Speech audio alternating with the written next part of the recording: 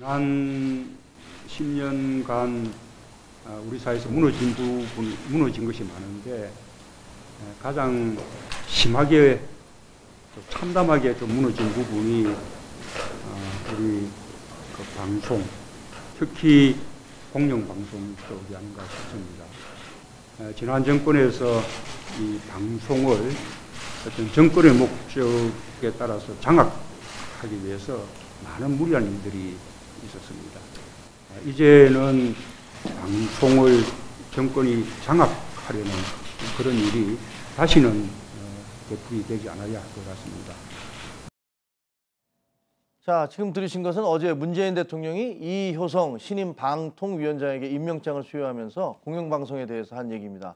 참담하게 무너졌다라고 얘기를 했는데 네. 대통령 입에서 뭐 참담하다는 표현까지 나왔으니까요. 그리고 또 이효성 방통위원장도 공영방송의 뭐 공정성 문제 그대로 둘 수 없다 뭐 이런 얘기를 계속 하고 있지 않습니까? 뭐가 문제고 그럼 이제 정부는 어떻게 하겠다는 겁니까? 그렇습니다. 이제 KBS, MBC 또 MBC, KBS의 이 공영방송에 뭐 다시 되돌리겠다라는 이제 그 취지의 얘기였었는데요. 크게 세 가지 정도의 개념을 잡았던 것 같습니다. 첫 번째가 더 이상 청와대가 해당 공영방송의 컨트롤 타워를 하지 않겠다라는 것이고요. 두 번째가 그래서 방송사 스스로 자율성을 확보하도록 하겠다. 이제 세 번째가 굉장히 중요한데 그러려면 방법론에서 공정한 지배 구조를 완성해야 된다라는 게 이제 큰 틀의 개념 정립이고 이제 세부 안으로 좀 들어가면은요. 네. 지금 가장 크게 이제 공영방송이 정치화되는 이유가 이제 정권이 바뀔 때마다 각 공영방송의 사장들이 바뀝니다. 그렇죠. 당연히 그 사장은 이제 해당 정권 입맛에 맞는 사람들로 바뀌었기 때문에 사장이 바뀌면 해당 그 방송사의 인사들도 줄줄이 다 바뀌게 되는 그런 구조 아니겠습니까? 그러니까 임기가 3년인데 네. 정권이 바뀌는 과정에 그게 중간에 끼게 되면 뭐 항상 대부분 바뀌어왔잖아요. 그렇죠. 그 전에 다 임기도 못 채우고 바뀌게 되는데 그래서 앞으로 이 방송문화회법의 개정안을 통해서 이제는 공영방송, 공성방송에서는 13명으로 이사 구성을 확실히 딱 끊는다. 그래가지고 13명 중에 여당 추천이 7명, 야당이 6명. 그러니까 이 13명의 이사들이 앞으로 이끌어간다라는 것이고요.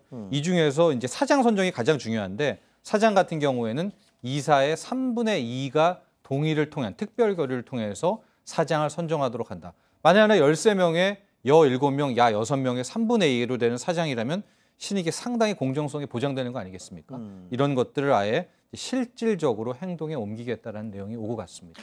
그러면 뭐 솔직한 얘기로 하면 그 권력을 바뀔 때마다 권력을 잡은 분들은 뭐 방송, 검찰 이런 것들을 자신들의 어떤 편으로 뭐 끌어서 그걸로 이제 뭐 여러 가지 선거라든가 이런 건데 좀 도움을 그렇죠. 받으려고 마음을 먹어왔던 게 사실 아닙니까? 현실적으로 그래왔는데 그러면 지금 현재 정부에서는 이 아까 말씀 지배구조 얘기하셨으니까 그 이사를 너무 늘려서 그 자기 그 3분의 2가 되게 하면 사장 뽑을 때만요. 네, 그렇게 되면 일방적으로 하지 않겠다 이런 얘기. 그렇죠. 그렇게 되면 사장이 일단은 함부로 못 뽑게 되니까 네. 당연히 방송사 내 인사도 뭐 완성이 되겠고 그렇게 되면 지금 이제 지적한 대로 공영방송이 정치화되는 이제 그런 문제를 해결할 수 있다. 이런 해법이 나온 겁니다.